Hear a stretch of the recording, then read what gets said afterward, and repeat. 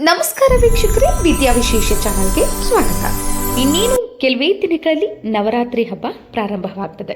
ಹೇಗಿರುವಾಗ ಯಾವ ರೀತಿಯಾಗಿ ನಾವು ನವರಾತ್ರಿ ಹಬ್ಬದಲ್ಲಿ ಜಗನ್ಮಾತೆ ದುರ್ಗೆಯನ್ನು ಪೂಜಿಸಬೇಕು, ಪೂಜೆ ಮಾಡುವಾಗ ಯಾವ ನಿಯಮ ಪಾಲಿಸಬೇಕು, ಮತ್ತು ಈ ನವರಾತ್ರಿಯಲ್ಲಿ ಯಾರು ಯಾರು ಪೂಜೆ ಮಾಡಬೇಕು, ಯಾರ್ಯಾರು ಪೂಜೆಯನ್ನು ಮಾಡಬಾರದು, ಮತ್ತು ನವಶಕ್ತಿಯರ ಆರಾಧನೆಯನ್ನು ಯಾವ ರೀತಿ ಮಾಡಬೇಕು ಅನ್ನೋದರ ಸಂಪೂರ್ಣ ಮಾಹಿತಿಯನ್ನು ತಿಳಿಸ್ಕೊಡ್ತೀವಿ. ವಿಡಿಯೋವನ್ನು ಕೊನೆವರೆಗೂ ನೋಡಿ.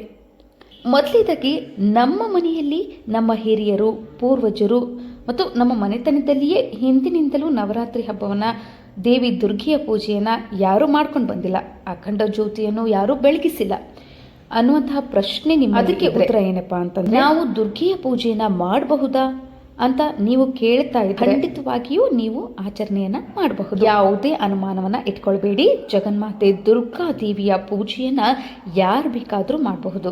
ಅಮ್ಮ ಎಲ್ಲರಿಗೂ ಒಲಿತಾಳೆ. ಜೀವನದಲ್ಲಿ ಒಮ್ಮೆಯಾದರೂ ನೀವು 9 ದಿನಗಳ ನವರಾತ್ರಿ ಹಬ್ಬವನ್ನ ಆಚರಣೆ ಮಾಡಲೇಬೇಕು. ಯಾರು ಈ ನವರಾತ್ರಿ ಹಬ್ಬದಲ್ಲಿ ನವಶಕ್ತಿಯರ ಆರಾಧನೆ ಮಾಡ್ತಾರೋ ಅವರ ಕುಟುಂಬವು ಉನ್ನತ ಸ್ಥಾನಕ್ಕೆ ಏರ್ತದೆ. ಅವರ ಕುಟುಂಬದಲ್ಲಿ ಯಶಸ್ಸು ಮನೆ ಮಾಡ್ತದೆ. ಸಕಲ ಸಂಕಷ್ಟಗಳಿಂದ ಮುಕ್ತರಾಗ್ತಾರೆ. ಅಲ್ಲದೆ ನವರಾತ್ರಿ ದೇವಿಯ ಆರಾಧನೆಯಿಂದ ಅವರು ಸಕಲಷ್ಟೈಶ್ವರ್ಯವನ್ನು ಪಡೆದುಕೊಳ್ತಾರೆ. ಇನ್ನು ಎರಡನೆಯ ಪ್ರಶ್ನೆ ಏನಂದ್ರೆ, ಯಾರ್ಯಾರು ಪೂಜೆಯನ್ನ ಮಾಡಬೇಕು ಮತ್ತು ಯಾರ್ಯಾರು ಪೂಜೆಯನ್ನ ಮಾಡಬಾರದು ಅನ್ನುವಂತಹ ಗೊಂದಲ ನಿಮ್ಮಲ್ಲಿದ್ರೆ ಅದಕ್ಕೆ ಉತ್ತರ ನಾವು ಹೇಳ್ತೀವಿ. ಮನೆಯಲ್ಲಿ ಸೂತಕ ಇರೋರು ದೇವಿಯ ಆರಾಧನೆಯನ್ನ ಮಾಡಬಾರ್ದು ಮತ್ತು ಮುಟ್ಟಾದ ಮಹಿಳೆಯರು ತಾಯಿ ದುರ್ಗಾ ಮಾತೆಯ ಪೂಜೆಯನ್ನ ಮಾಡಬಾರದು. ಅವರು 5 ದಿನಗಳ ನಂತರ 6ನೇ ದಿನದಿಂದ ಬೇಕಾದರೆ ಪೂಜೆಯನ್ನು ಮಾಡಬಹುದು. ಇನ್ನು ಯಾರು ಪೂಜೆಯನ್ನು ಮಾಡಬೇಕು? ಪ್ರತಿಯೊಬ್ಬರೂ ತಾಯಿ ಆರಾಧನೆಯನ್ನು ಮಾಡಬಹುದು. ಯಾವುದೇ ಕುಲ, ಜಾತಿ, ಧರ್ಮ, ಭೇದ ಭಾವ ತಾಯಿ ಮಾಡೋದಿಲ್ಲ. ವಿಧಿವೆಯವರು ಕೂಡ ತಾಯಿಯ ಆಶೀರ್ವಾದವನ್ನು ನವರಾತ್ರಿಯಲ್ಲಿ ಪೂಜೆಯನ್ನು ಮಾಡುವುದರ ಮೂಲಕ ಪಡೆದುಕೊಳ್ಳಬಹುದು. ಪೂಜೆಯನ್ನು ಮಾಡುವ ವಿಧಾನ ಹೇಗೆ? ಹಿಂದೂ ಧರ್ಮದಲ್ಲಿ ನವರಾತ್ರಿಗೆ ವಿಶೇಷ ಸ್ಥಾನಮಾನವಿದೆ.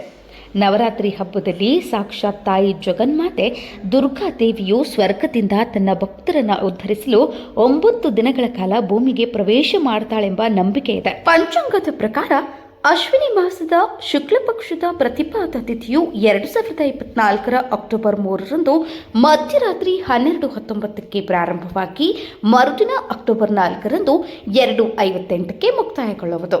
ಈ ವರ್ಷ ಅಕ್ಟೋಬರ್ 3ರಂದು ಬೆಳಿಗ್ಗೆ 6:19ರಿಂದ 7:23ರವರೆಗೆ ಕಳಶ ಸ್ಥಾಪನೆಗೆ ಶುಭ ಮುಹೂರ್ತವಿರಲಿದೆ. ಇದರೊಂದಿಗೆ ಅಭಿಜಿತ್ ಮುಹೂರ್ತವು ಬೆಳಿಗ್ಗೆ 11:52ರಿಂದ ಮಧ್ಯಾಹ್ನ 12:40ರವರೆಗೆ ಇರ್ತದೆ. ಹೀಗಿರುವಾಗ ನವರಾತ್ರಿ ಹಬ್ಬದಂದು ತಾಯಿ ದುರ್ಗಾ ದೇವಿಯನ್ನ 9 ದಿನಗಳ ಕಾಲ 9 ಅಲಂಕಾರದಿಂದ ಪೂಜೆಯನ್ನ ಮಾಡಲಾಗ್ತದೆ. ಪ್ರತಿ ದೇವಸ್ಥಾನಗಳಲ್ಲಿಯೂ ಪ್ರತಿದಿನ 9 ಅವತಾರಗಳನ್ನ ಪ್ರತಿಷ್ಠಾಪಿಸಿ ಜಗನ್ಮಾತೆಯ ಆರಾಧನೆಯನ್ನ ಮಾಡಲಾಗ್ತದೆ. ನಿಮಗೆ ಶಕ್ತಿ ಇದ್ದರೆ ನೀವು ಕೂಡ ಪ್ರತಿದಿನ ಆಯಾ ದೇವತೆಯನ್ನ ಆರಾಧಿಸಿ ಅಲಂಕರಿಸಿ ಪೂಜೆಯನ್ನ ಮಾಡಬಹುದು.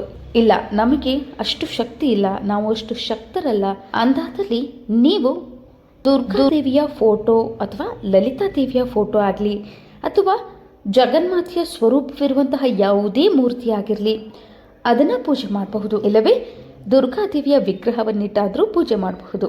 ಅದೂ ಕೂಡ ಇಲ್ಲ ಅಂದರೆ 5 ರೂಪಾಯಿ ಕಾಯಿನ್ನಲ್ಲಿ ನೀವು ನೋಡಿರಬಹುದು ದುರ್ಗಾದೇವಿಯ ಸ್ವರೂಪ ಇರ್ತದೆ, ಅದನ್ನು ನೀವು ಇಟ್ಟು ಪೂಜೆ ಮಾಡಬಹುದು. ಇಲ್ಲ ಸ್ವಾಮಿ, ನಮಗೆ ಅದೂ ಕೂಡ ಇಲ್ಲ ಅಂತಂದಲ್ಲಿ ನೀವು ನಿಮ್ಮ ಮನೆಯಲ್ಲಿರುವಂತಹ ಕಳಶವನ್ನು ತಾಯಿಯ ಸ್ವರೂಪವೆಂದು ಭಾವಿಸಿಕೊಂಡು ಪೂಜೆಯನ್ನು ಮಾಡಬಹುದು. ನೀವು ಕಳಶ ಸ್ಥಾಪನೆ ಮಾಡುವುದಕ್ಕಿಂತ ಮುಂಚೆ ನಿಮ್ಮ ಕುಲದೇವರ ನವರಾತ್ರಿ ಆರಾಧನೆ ಶುರುವಾಗಿದೆಯಾ ಎಂದು ತಿಳಿದುಕೊಳ್ಳಿ. ಒಂದು ವೇಳೆ ನಿಮ್ಮ ಕುಲದೇವರ ನವರಾತ್ರಿ ಆರಾಧನೆ, ಮನೆ ದೇವರ ಆರಾಧನೆ ಶುರುವಾಗಿದ್ದರೆ ನೀವು ನಿಮ್ಮ ಮನೆ ದೇವರನ್ನೇ ಪ್ರಧಾನ ದೇವರನ್ನಾಗಿ ಆರಾಧಿಸಬೇಕು. 9 ದಿನಗಳ ಕಾಲ ಕುಲದೇವರ ಹೆಸರಿನಲ್ಲಿಯೇ ಘಟಸ್ಥಾಪನೆ ಅಥವಾ ಕಳಶವನ್ನು ಸ್ಥಾಪಿಸಬೇಕು. ಅದನ್ನೇ ನೀವು ಪೂಜೆ ಮಾಡಬೇಕು. ಇನ್ನು ಯಾರ ಮನೆಯಲ್ಲಿ ಮನೆ ದೇವರ ನವರಾತ್ರಿ ನಡೆಯುವುದಿಲ್ವೋ ಅವರು ದುರ್ಗಾ ಕಳಶವನ್ನು ಇಟ್ಟು ಪ್ರತಿಷ್ಠಾಪನೆಯನ್ನು ಮಾಡಿದರೆ ನಡೆಯುತ್ತದೆ. ನವರಾತ್ರಿ ದಿನಗಳ ಕಾಲ ಅಮ್ಮನವರ ಪೂಜೆಯನ್ನು ಎಷ್ಟು ಬಾರಿ ಮಾಡಬೇಕು ಅಂದರೆ, ಮಾರ್ಕಂಡೇಯ ಪುರಾಣದಲ್ಲಿ ಹೇಳಿರುವ ಪ್ರಕಾರ ಬ್ರಹ್ಮದೇವರು ಋಷಿ ಮಾರ್ಕಂಡೇಯನಿಗೆ ಹೇಳಿರುವುದೇನೆಂದರೆ, ನವರಾತ್ರಿಗಳಲ್ಲಿ ಅಮ್ಮ ದುರ್ಗೆಯನ್ನ ತ್ರಿಕಾಲ ಪೂಜೆ ಮಾಡಬೇಕೆಂದು ಹೇಳ್ತಾರೆ. ನಿಮಗೆ ಅನುಕೂಲವಿದ್ದಲ್ಲಿ ನೀವು ತ್ರಿಕಾಲ ಪೂಜೆಯನ್ನ ಮಾಡಿ, ಅನುಕೂಲ ಇಲ್ಲದಿದ್ದಲ್ಲಿ ಒಂದೇ ಸಮಯವನ್ನು ನಿಗದಿಪಡಿಸಿ ಬೆಳಗ್ಗೆ ಹಾಗೂ ಸಾಯಂಕಾಲ ನೀವು ದುರ್ಗಿಯನ್ನ ಆರಾಧಿಸಬಹುದು. ಅಂದ್ರೆ ಬೆಳಗ್ಗೆ ನೀವು 6 ಗಂಟೆಗೆ ಮಾಡಿದ್ರೆ ಸಾಯಂಕಾಲ ಕೂಡ 6 ಗಂಟೆಗೆ ನೀವು ಮಾತೆ ದುರ್ಗಿಯ ಪೂಜೆಯನ್ನ ಮಾಡಬೇಕು. ಹಾಗೆ ಮಾಡಿದಾಗಲೇ ಮಾತ್ರ ನಿಮಗೆ ಜಗನ್ಮಾತೆ ದುರ್ಗಿಯ ಸಂಪೂರ್ಣ ಫಲ ಸಿಗ್ತದೆ. ಉಪವಾಸ ಮಾಡಲೇಬೇಕಾ? ನವರಾತ್ರಿ ಹಬ್ಬದಲ್ಲಿ 9 ದಿನಗಳ ಕಾಲ ಉಪವಾಸವನ್ನ ಮಾಡಲೇಬೇಕಾ ಅಂದ್ರೆ ಶಕ್ತಿ ಇದ್ದವರು ಉಪವಾಸವನ್ನ 9 ದಿನಗಳ ಕಾಲ ಮಾಡಿ ನವರಾತ್ರಿ ಹಬ್ಬವನ್ನ ಆಚರಿಸಬಹುದು. ಕೆಲವೊಬ್ಬರಿಗೆ ಆರೋಗ್ಯದಲ್ಲಿ ಸಮಸ್ಯೆ ಇರುತ್ತದೆ, ಅಂದ್ರೆ BP, ಶುಗರ್, ಅನಾರೋಗ್ಯದಿಂದ ಬಳಲ್ತಿರ್ತಾರೆ. ಅಂತಹವರು ಉಪವಾಸವನ್ನ ಮಾಡದೇ ಕೂಡ ಆರಾಧಿಸಬಹುದು.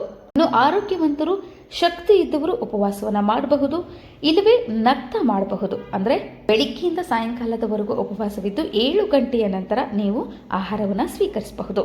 ಇಲ್ಲವೇ ನೀವು ಬೆಳಿಗ್ಗೆಯಿಂದ ಸಾಯಂಕಾಲದವರೆಗೂ ಹಾಲು ಹಣ್ಣು ತೆಗೆದುಕೊಂಡು ಉಪವಾಸವನ್ನ ಮಾಡಬಹುದು. ಮಾಡಿ ತಾಯಿ ದುರ್ಗಾ ಮಾತೆಯನ್ನ ಆರಾಧಿಸಬಹುದು. 9 ದಿನಗಳ ಕಾಲ ಅಖಂಡ ದೀಪವನ್ನ ಬೆಳಗಿಸಬೇಕಾ ಅನ್ನುವಂತಹ ಪ್ರಶ್ನೆಗೆ ನಿಮಗೆ ಶಕ್ತಿ ಇದ್ದರೆ ಅಖಂಡ ದೀಪವನ್ನ ಬೆಳಗಿಸಬಹುದು. 9 ದಿನಗಳ ಕಾಲ ತಾಯಿ ದುರ್ಗಾ ದೇವಿಯ ಆರಾಧನೆಯನ್ನ ಮರೆಯದಿರಲು ಈ ಅಖಂಡ ದೀಪವನ್ನ ಬೆಳಗಿಸಲಾಗ್ತದೆ. ನಿಮಗೆ ಶಕ್ತಿ ಇದ್ರೆ ಅಖಂಡ ದೀಪವನ್ನ ಬೆಳಗಿಸಬಹುದು. ಇಲ್ಲ, ನಮಗೆ ಅಷ್ಟು ಶಕ್ತಿ ಇಲ್ಲ ಅಂದಲ್ಲಿ ಅಖಂಡ ಜ್ಯೋತಿಯನ್ನ ಬೆಳಗಿಸಲು ಆಗುವುದಿಲ್ಲವೆಂದಲ್ಲಿ ನಿಮ್ಮ ಮನೆಯಲ್ಲಿರುವಂತಹ ಸಾಮಾನ್ಯ ದೀಪವನ್ನೇ ನೀವು ಬೆಳಗಿಸಬಹುದು. 9 ದಿನಗಳ ಕಾಲ ಪಾಲಿಸಬೇಕಾದ ನಿಯಮಗಳೇನು? ಇನ್ನು ನವರಾತ್ರಿ ಹಬ್ಬದಂದು ನವದುರ್ಗಿಯರನ್ನ ಪೂಜಿಸ್ತಾ ಇರ್ತೀವಿ. ಆ ಒಂದು ಸಂದರ್ಭದಲ್ಲಿ ನಾವು ಕೆಲವೊಂದು ನಿಯಮಗಳನ್ನ, ಕಟ್ಟುಪಾಡುಗಳನ್ನ ಪಾಲಿಸಲೇಬೇಕಾಗ್ತದೆ. ಅಂದಾಗ ಮಾತ್ರ ನೀವು ಕೈಗೊಂಡಿರುವಂತಹ ಸಂಕಲ್ಪ ಪೂರ್ಣವಾಗಲು ಸಾಧ್ಯವಾಗ್ತದೆ. ತಾಯಿ ದುರ್ಗೆಯ ಆಶೀರ್ವಾದ ಕೂಡ ನಿಮಗೆ ಫಲಿಸ್ತದೆ. ನವರಾತ್ರಿಯನ್ನು ಆಚರಿಸುವಂತಹ ಮದುವೆಯಾಗಿರುವಂತಹ ಮಹಿಳೆಯರು ಹಾಗೂ ಪುರುಷರು ಬ್ರಹ್ಮಚರ್ಯವನ್ನ ಪಾಲಿಸಬೇಕಾಗ್ತದೆ. ಮನೆಯಲ್ಲಿ ಮಾಂಸಾಹಾರವನ್ನ ಮಾಡಬಾರ್ದು.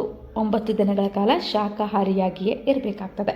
ಇನ್ನು 9 ದಿನಗಳ ಕಾಲ 9 ನೈವೇದ್ಯಗಳನ್ನ ಅರ್ಪಿಸಲೇಬೇಕಾ?